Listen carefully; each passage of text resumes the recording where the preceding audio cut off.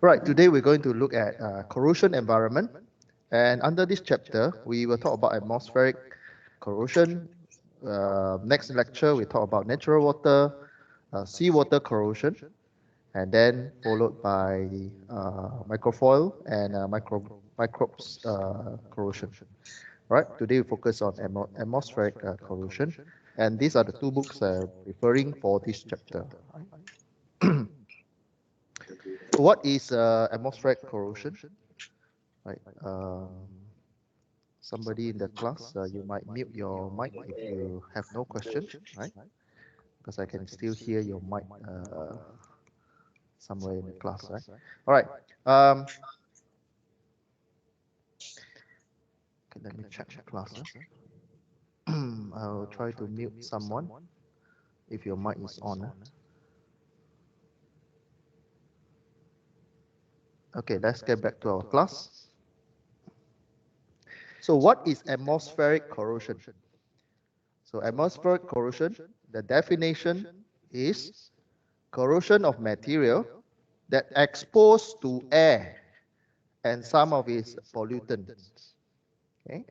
It is a bit different from the aqueous corrosion in chapter 2.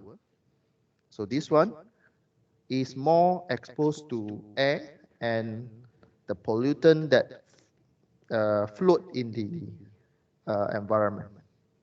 So we focus on air and pollutants in this chapter.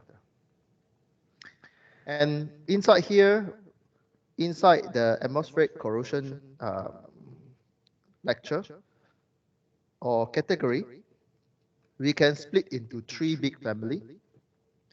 Atmospheric corrosion, it can be fall under dry, damp, and wet category. And for this module, we're going to focus on damp and wet category. Dry itself is a very big chapter, so we will discuss about dry if you have time. Right? So for this module, we will focus on damp and wet category. So just recall the fundamental of corrosion. All right. Fundamental of corrosion we have discussed in chapter 1. We need a few elements to initiate the corrosion process. First, you need a metal and alloy element. Second, you need water. Third, you need oxygen. The fourth, maybe hydrogens, right, inside the process. Right. So metals, water, oxygens, and then some of the maybe hydrogens to help the process. So in this atmospheric corrosion also, we will focus on the quality of the air that the metal exposed to. So again, we'll focus on damp and wet category for this module. And the keyword in this chapter 3, we will always use the word moisture. Word moisture.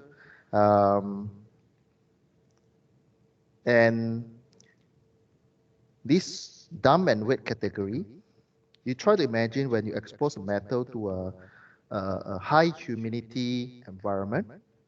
Right? High humidity means your water content in the air is very high. Right? So if you have a high humidity, the water molecule will be packing on the surface of the metal, and it will form a microscopic electrolyte. Right? Microscopic electrolyte. So this is a very popular word, the word electrolyte. Microscopic means very, very small size. Electrolyte, it means a film on the surface. So later I'll show you a schematic diagram for electrolytes. Or a film. You form a film, a thin film on the surface of the metal. Yeah. So today we learn a new word or new technical word for corrosion engineering is the word electrolyte. Okay, electrolyte. So what is damp, moisture, scenario or damp moisture film that appeared on the surface of the metal, all right? If it fall under damp category or under damp classification, the damp moisture film, it need a condition where you have a critical humidity level. You need a critical humidity level. Means damp moisture film can only appear when you have specific humidity condition. That's why we use the word critical humidity level. Means any level, humidity, you have a loss of water molecule floating in the air, and then as you have more and more water molecule in the air, more dense, then there is a certain value that will trigger the formation of a damp moisture film on the surface. Okay, so this is the first one. Second one, on the wet category also can form a film on the surface. However, when we talk about wet films, this one will be more, you can imagine the size of water droplets, right? Is a bigger molecule size that trigger the wet film. So there's a difference between damp moisture film and wet film. Okay, so if you see water droplets on the surface or uh, around the environment of the metals, then it fall under wet films. Right. So if there is a layer above the surface of the metals, and the water droplets is around the metals, then the films on the surface we call wet film. However, if you don't see droplets, but you see cannot see that, but there is a humidity. The size of the water molecule is there, is small, and you can feel the humidity there. All right, then it will fall under damp moisture film. Okay, before we move on, this slide is focused more on the question: are you able to differentiate the protective layer that can form on the surface of metals given a condition of so and so, right? So if you're given a humidity level, you will start to form damp moisture films. And as you increase the humidity until you get a droplets, or there is a bigger size of water, for example, dew, spray, rainwater, means bigger size of H2O, then it fall wet films. Okay, you focus on the size of the, you can say the state or the size of the water molecule, right? So if you can see physical droplets, then you fall under this category or wet film. If you cannot see the droplets, but if you touch the surface and you can feel if you touch the surface, you can feel it's a little bit moist, then it fall under damp moist film. Okay, so this is the main idea of these PowerPoint slides. Yes.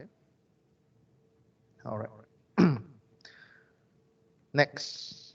All right. So this form the basic of chapter 3. When you talk about atmospheric, especially when you have a damp or wet condition, then have in your mind in this chapter, you will form a film. Okay, you will form a film, and this film, film, the word film means the thickness of the products will be very thin. So it will be a little bit different from chapter 2 and chapter 3, chapter 1 and chapter 2 aqueous corrosion products. So the thickness of the products in the corrosion is a bit different. So this one, atmospheric corrosion, is a very, very thin layer. So we call it films. Next, we look at type of atmospheric and environment. We have a few type of environment. We have four types of atmospheric corrosion environment. First, we look at rural, look at second urban, third industrial, and fourth marine. So we have four setup environment that we have: rural, urban, industrial, and marine. We have four big categories. Right? Let's look at rurals. I'll give you some visual picture so that you can imagine the setup of the environment that you have. If you talk about rural, you think of something with a lots of green, those kampong area, those countryside with mountains, with greens. This fall under the environment that you have that can trigger corrosion. This one fall under atmospheric corrosion, and further detail, the type of atmospheric is under rural. Right? Under rural, we have four type of environment: rural, urban, industrial, and marine. We have four type of atmosphere, right, or environment setup. First, rural. So rural, you think of a few things. Because rural, you have green, you have trees, you have mountains, right?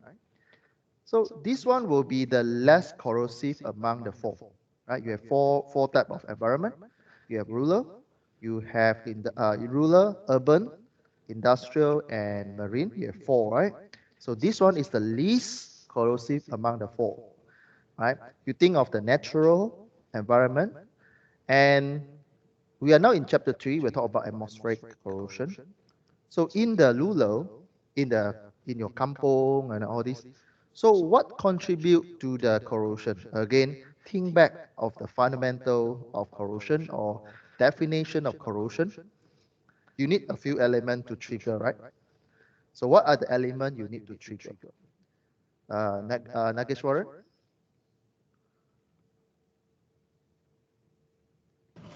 Yes, sir. So what are the elements that can trigger corrosion? So Rogeshwaran, yeah. You need a few a few element to, if you write the corrosion equation, right? So you need a few elements inside. So what are the elements that normally you will see in the equation? What you write, sir? H2O, is it? Sorry, H2O, water, oxygen, and then oxygen. What else? and then You miss the most important thing. You have water, you have oxygen, then you need something to corrode, right? yes, sir. What is that?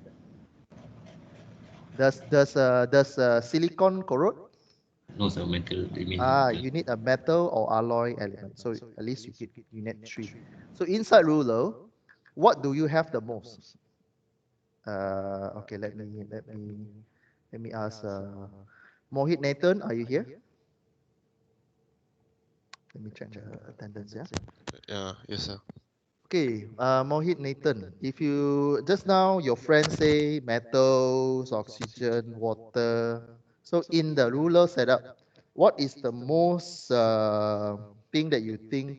What's the most element that you can find in the kampong area, or in the mountainous area, or in the green area that can contribute to the corrosion process?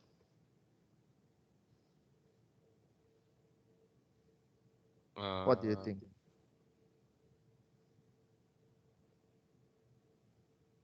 is it like the uh, pesticide or something they use for Yeah. their Pesticide. farming? Okay, so you try to imagine. I mean, let me rephrase the question. If you put an old car inside the forest, what you think you makes the car to corrode? Mm, the rain. Rain, okay, rain, Maybe it's the humidity that makes correct. the. Yeah, humidity, right? Yeah, and of course, like you say, you have a bacteria and all this. Yeah, but among the four type of the atmosphere that we mentioned just now, we have rural, urban, industrial, and marine. Rural is the one that contribute to the least corrosive type, where in the green you think of moisture, because for chapter 3 we focus on the film that form on the surface, on the metal surface. So film is very, very thin layer. So try to try to think about how this film can form on the metals. So ruler setup, you have field environment. So um, so for ruler's atmosphere, ruler atmosphere, you usually don't have the chemical pollutant, right? Because you don't have any industrial. Normally in the forest, you won't see cars, right? So you only have the most natural moisture, water, and so on. So you have organic and inorganic particles in the air in the rural area. Okay. Yeah. So these are the things. So principal corrodant. Corrodant means the chemical element that contribute to the corrosion. So you have moisture, oxygen, and carbon dioxide. Okay, so don't forget about carbon dioxide. All right. Why? Because in the nature, you will see when you have lots of moisture, if you go into forest, if you go to hiking, if you go to hiking, go into a deep forest, you easily sweat. Is because of the humidity and moisture.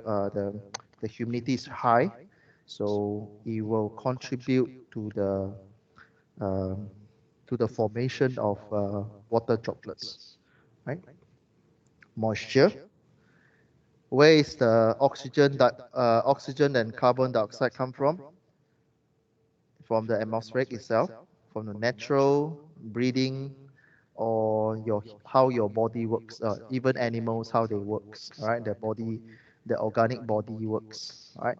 So your body will breathe in oxygen, breathe out carbon dioxide, right? So there's an exchange of oxygen and carbon dioxide. Not only happen in a human, but it also happen in a tree, right? You learn about photosynthesis and so on. So you when you talk about lunar type of atmosphere, you think of a tree, how tree breathe, right? How tree breathe, and what are the product that come from the leaf, come from the when you learn about photosynthesis, right? So that are the products that you see for lunar type of atmosphere. So you have moisture, oxygen, carbon dioxide, right? So this is how you memorize the lunar category kind of atmosphere. Okay, then you can elaborate. Next, urban. So urban, you think of the city like KL, right? Colombo, or some busy country like Tokyo, Shanghai, Singapore, right? You have all the cars and a little bit of industrial activity, right? So it will be same like Lula type, but you add a little bit more on the industrial activity, for example, cars, a factory, machine, right? So the next thing we talk about the element that contribute to the corrosion will be SOx, which is sulfur oxide, S element, sulfur oxide, and nitrogen oxide. These are the two that come from the factory, from your combustion engine, from your cars, right? From machine that burns fossils, uh, uh, that burn petrol or fossil products. So these are the two main um, corrosive elements that appear in the urban atmosphere. Okay? So when you talk about urban, you think of cars, you think of a small factory plant, and so on. So what do they output to the atmosphere? Sulfur oxide and nitrogen oxide. SOX, X means it can be 2, it can be 3, it can be 4, and so on, right? NOx, X means you can replace the X with N, X you can replace with 1, 2, until any number you want. So you can get NO, nitrogen monoxide, and so on, oxide, and so on. So, but a general formula we give for sulfur oxide is XOX sub X, and nitrogen oxide with NO sub X. Okay, so this is how you memorize for urban type of atmosphere. And how you relate sulfur oxide and nitrogen oxide? You think of the cycle of acid rain. Okay, you relate corrosion to the urban setup. You relate cars, you relate factory, you relate the output from all this machine is SOX and NOx, or nitrogen oxide or sulfur oxide. After that, you think of what can these two corrosion element contribute to the corrosion. You think of acid rain. There's a cycle of acid rain. So yeah, you learn about acid rain in your SPM, right? You learn about the cycle of when you learn about chemistry, right? You learn about the cycle of pollution, right? There's a chapter about pollution in your chemistry class, right? So yeah, so think of the process of acid rain. So all this you can go and study deeper or refresh how acid rain form. Okay, the next one we look at industrial. So give you a graphic. Industrial means heavy industrial processing facilities, right? Something like it, right?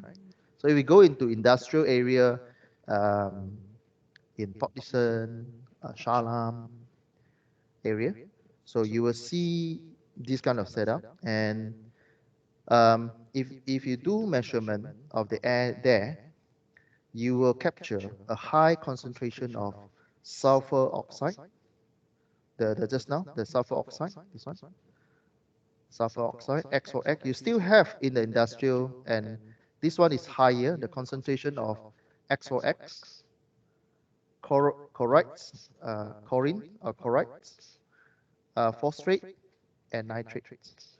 You have all these elements in the atmosphere that you have a heavy processing facilities. When you have all these big factory that reproduce or uh, processing the raw material, then you have all these products they release into the air, right? So these are the things. Okay. And the last one, marine. Now,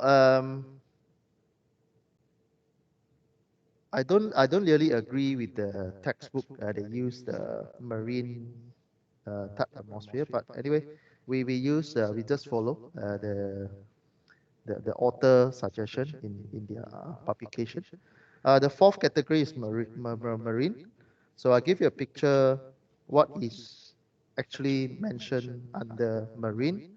So marine is more focused on how the wind carry the pollutant. Okay, under marine, because maybe there's one category that under marine environment that when you have seawater, salt water, and you have the the heat process on the surface of the sea or water or lake, then there will be a cycle of your you created a wind, sea breeze, and so on. So when there's a flow of your air, the air itself will carry the chloride particles, right? So it will capture something in the air that contain chloride particles, and then this chloride particle will drop on the surface of metals, then it start the corrosion process. Okay, so under marine, you think of the sea breeze, you think of the beach that have a strong wind.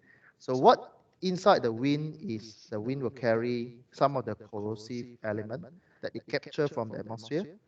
Then, as it lose energy in the process, then all these particles will drop or deposit on the surface. So this is also a very useful word when you study corrosion engineering. Deposit means is stick or stay on the surface. Deposit. This kind of type of atmosphere or marine, they are high corrosive. They are high corrosive, especially in the coast area. That's why when you can see a loss of junk ship, all right, the old ship that abandoned by the fishermen, especially made from the metals, you will see the corrosion activity is very active um, by the coast area, right? So again, all these are just elaboration on the concept of marine atmosphere, right? So in the beach, or you have a strong wind, then um, it depends on the direction, wind speed, and distance from the coast. Because the coastline is a point where the wind was created because of the thermal activity and so on. All right, so we have four main types of environment for this morning. You have rural, urban, industrial, and marine. We have four, right? So the first one, you think of the trees in the countryside. Second one, you think of the cars under urban, cars, a little bit of factory, small factory. Then the third one is a big factory, right? Industrial. Then the fourth one, you think of the beach, right? Think of the beach. So beach, what you have a strong wind, right? So then you elaborate from there, right? Okay. Now, how do you score in the engineering corrosion or corrosion engineering module? You try to relate the element of corrosion to the scenario. And then basically what we cover in chapter 1, it will start to elaborate in the following chapter. Right? If you understand chapter 1, the basic of corrosion, then you given your scenario, then you explaining the element that you have, the environment you have, the tools that we give you, then you're able to answer the question, right? Okay. Now, we as an engineer, it's very hard for us when we talk about chemical reaction, or we talk about the something that we cannot see with our eye, because, for example, we cannot see the electron, the proton, ion to exchange, right? It's very hard for us to see all these things. But if we have something to help us to visualize, then uh, it will very helpful. Huh? So I'm going to show you one video that help you to understand why all these chloride, sulfuric, NOx, XOX, this kind of element can do harm to the metals or alloys element, right? So I'm going to show you this video. So this video is showing how a copper chloride affect a metal element, right? So Again, this is just a very drastic, very extreme example to help you to understand why chloride element can contribute to corrosion. This is a very extreme example again. It's just to help you to understand um, why chloride can contribute to corrosion. Let's watch this video. So this is an experiment that I haven't tried for about 30 years, and I last did for my children in our living room. So I don't know if it'll work still, but let's see. It's a reaction of copper chloride with a cupcake holder, which is in fact just aluminium. First of all, I'm going to dissolve some up and make a fairly concentrated solution. But it makes rather a nice green solution. In fact, perhaps we'll make the solution up in here. It's easier to stir. You can see it's a long time since I've done such things. So we're making up a concentrated solution of copper chloride. It's now mostly dissolved, and it's a really very pretty color. I'm going to place this here. And so imagine I'm doing this on the floor of our living room, which has a carpet on it, and the cupcake holder was on the carpet. So I poured this in, and as you can see here, nothing much happens to begin with. But then, if you watch, it starts boiling really quite nicely.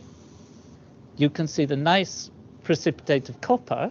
Well, we can take it out, and you can see there.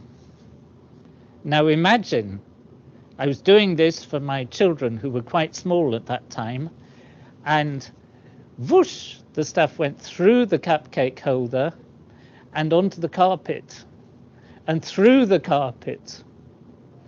And my wife was not at all pleased, because there in the middle of our carpet was a hole. We now have a new carpet. So the first time it went through quite quickly. So this time I'm going to do a double. We have 2 aluminium cupcake holders here and a strong solution of copper chloride, and we pour it in here. Now watch. See if anything happens. The reaction's a bit slow to start because the aluminium has an oxide layer, but now it's got going. And you can see it's begun boiling, got really quite excited. And it's now gone through both layers. And you can see there's rather a nice color of the copper, the metallic copper. And what has happened is the aluminium has reacted with the copper to make aluminium chloride and copper metal. It feels really quite warm, even through here.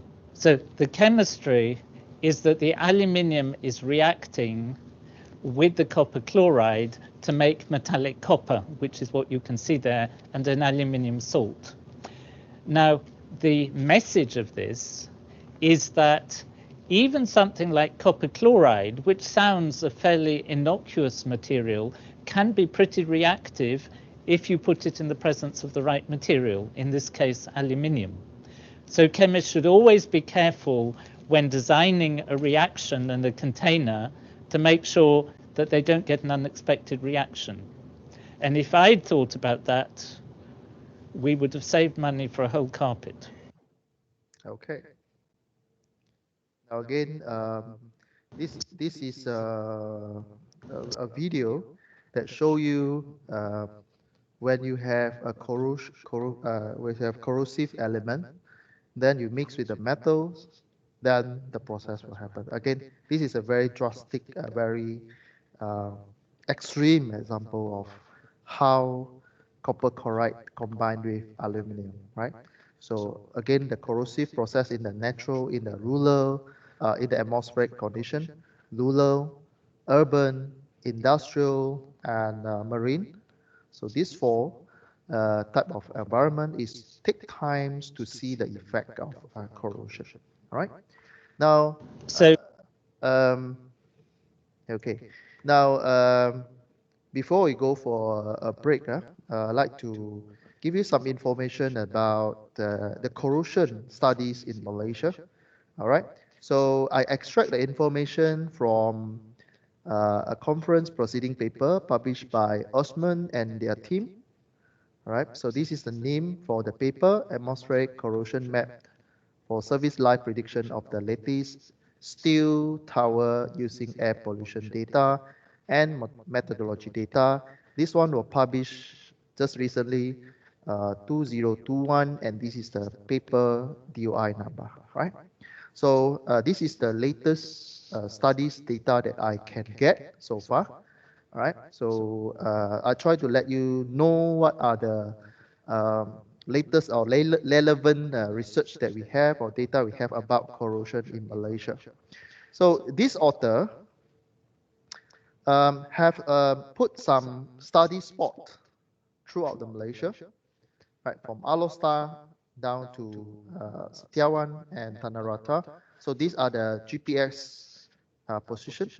So you can see from the spot here, all right, from the spot here, we have more than, I think more than 10 area there. So you can see Alostar, Bayang Lepas, Prai, and so on. Because I'm from the north, so all these names come very friendly to me. Right. So have a watch, have some maybe 10 seconds to have a view on these studies. Right. And I'll give you some idea what are the data that usually they look for when it comes to corrosion studies. All right. If you're interested, I can share this paper with you if you're interested. All right. By the way, this paper you need access to download, and even you need to subscribe to the proceedings. All right. So these are the maps that I extract from the paper itself. So as you can see, as they plot the data into the map, so they have a legend for the map here. So you can see low, the blue color is low, and if you see red color means very high. Blue means very cold and very low level of corrosion or that particular element. If you see red color means very serious case and very high. Okay, so this is just a view of their studies. So they do measure, right, out of the station that I show you just now. So they plot the data using color. The first one is they measure chloride in Malaysia. As you can see, the red region, not worry about the blue color, right?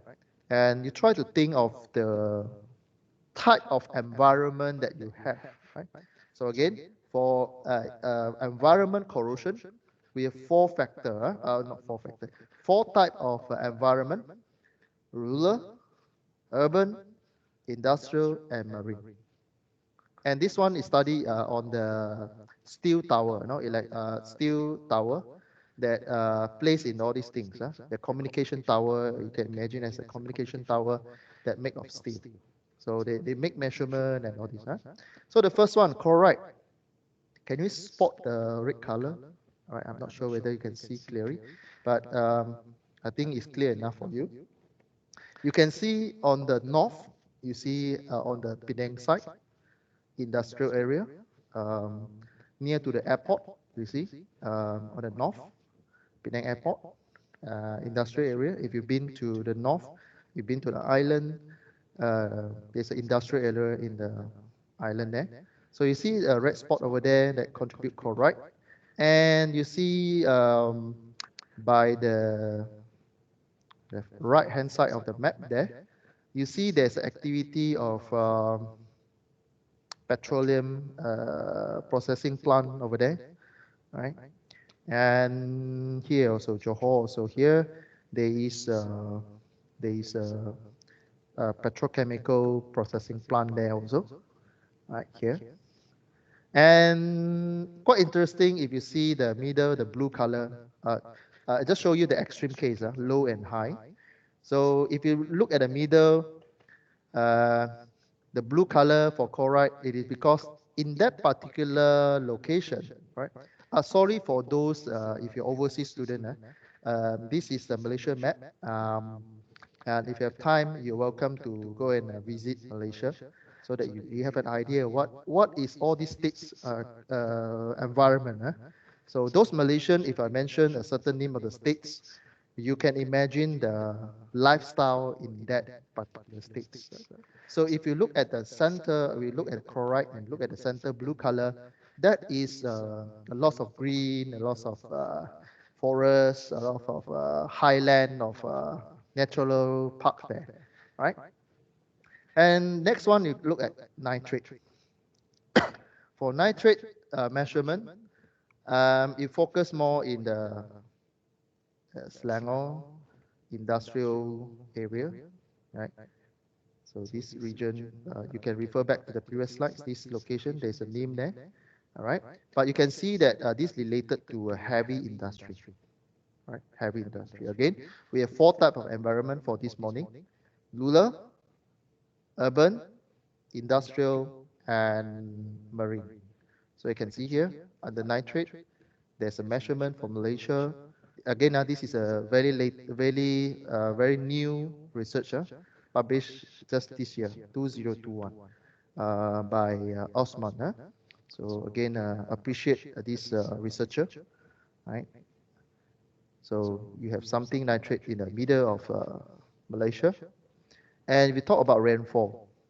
So sometimes rainfall also can contribute to corrosion, right? Because the rainfall carry water and moisture, and also it capture the corrosive environment element.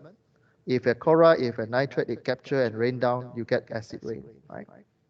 So you can see the similar section of nitrate and rainfall, high level of location there.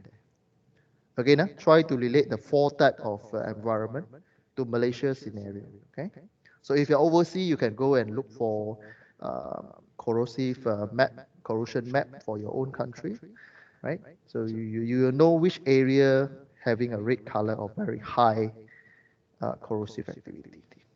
Okay, so try to relate the 4 types of environment: rural, urban, industrial, and marine. Next, I'm show you a few more examples. Relative humidity. Relative humidity. Again, this one is more on the humidity. Red color means high humidity. You see at the middle, red color there. This is a jungle, is a natural forest. So humidity is very high.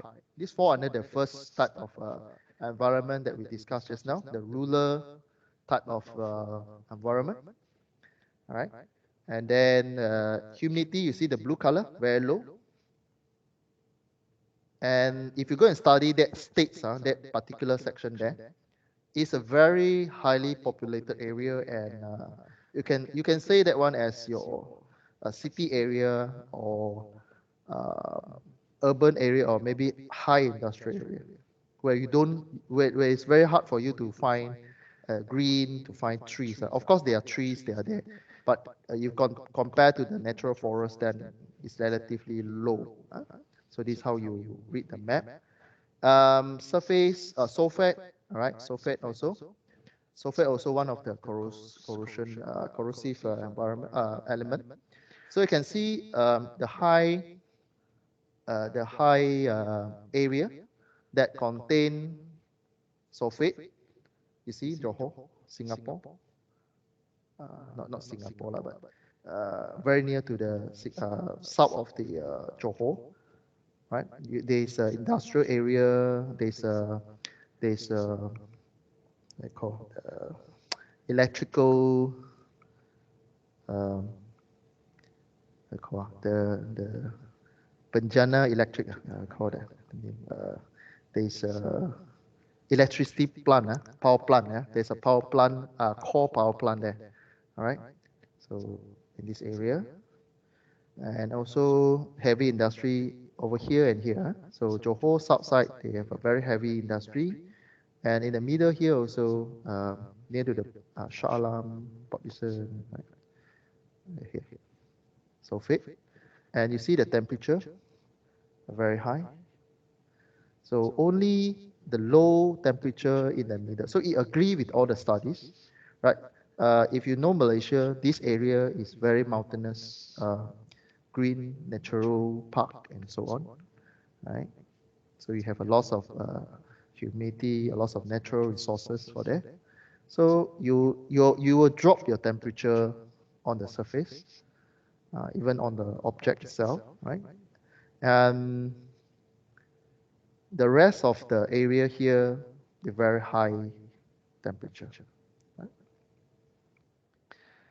This one is the corrosive map. So you measure the corrosive degree. There's some calculation for that, but I'll skip that part.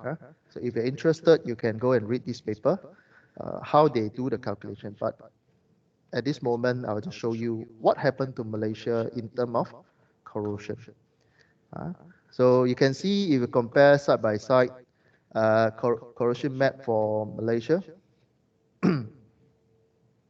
So I'm not sure. I need to go back to this paper. Maybe this one is different season of the year that I measure.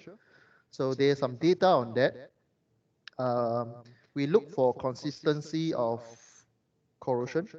So low and very low, very high. You can spot the consistency of some area that always stay low. There are some area that always stay high. For example, here, always stay high. Here, always stay blue.